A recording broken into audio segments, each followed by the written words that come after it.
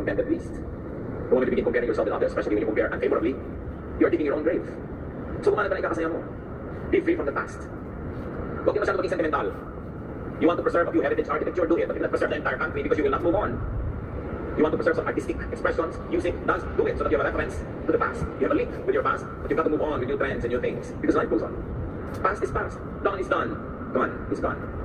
Kahit tao yan. Ay.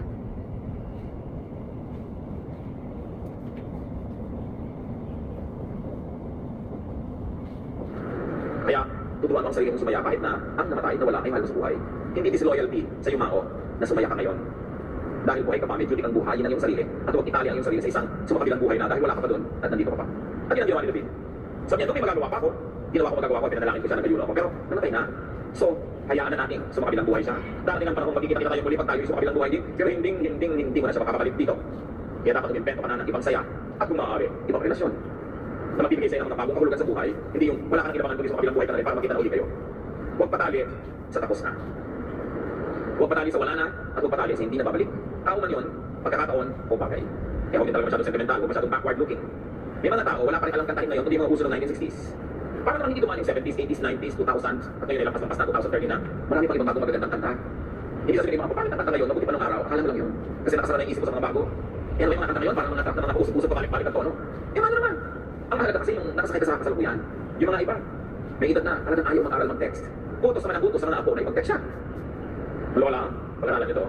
Naku, mahirap na pag-aralan yan. Paano kayo kapag buhay ng more than 1 week? Siyempre naman, ipag-aralan nito. Manonood ng video, ibuksan nyo to, hindi alam buksan si video. Pero pagkapasin mo ng isang hektaryang palay, gagawin niya, kaya niya. Ginagawa sa kakalisa sa nakaraan. Dapat sumama tayo sa daloy ng panahon. Huwag pinitig ibalik at i-preserve yung nakaraan.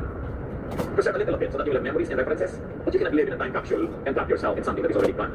Huwag labanan ang paglakad ng panahon. Ano man ang mga buhok ngayon, pakit-pakit, hindi pantay-pantay. Diba? Eh, yun ang yung bago maganda eh. Yung mukhang sa bukot. Cool, diba? Hindi ako sabi pantay-pantay. Bakit mo nalabanan yun? Kailangan nyo ng ubang panahon. Kaya marami mga nanay ngayon, mukhang kapatid lang ng mga anak nila eh. Kasi sumasabay sila sa panahon, minsan na, tatatayin pa nila yung anak nila. Hindi ka totoo mga nanay, pagka 40 nakapusod na. Hanggang guro na yun, nakapusod na. Wala nang palitan.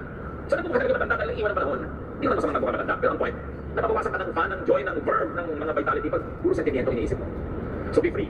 With the flow of time, because for everything there is season and a time for every matter under heaven. There's a time to love. Love people when they are still around to receive your love. When they are no longer around, and there's nothing you can do, love someone else. Give your love to somebody else so that you will keep loving and continue to be lovable. It is not disloyalty to those who have done. It is loyalty to life. And loyalty to life is loyalty to the life giver, God, who is our creator. Ano mga kapatid, ang dapat nyo nang bitawan at lampasan? Huwag na kayong lumabas sa mga pintuan na yan, nadala nyo pa rin. Bitawan nyo na. Move on. Your hands cannot receive fresh blessings when they are selfishly clinging on to something that you must already let go.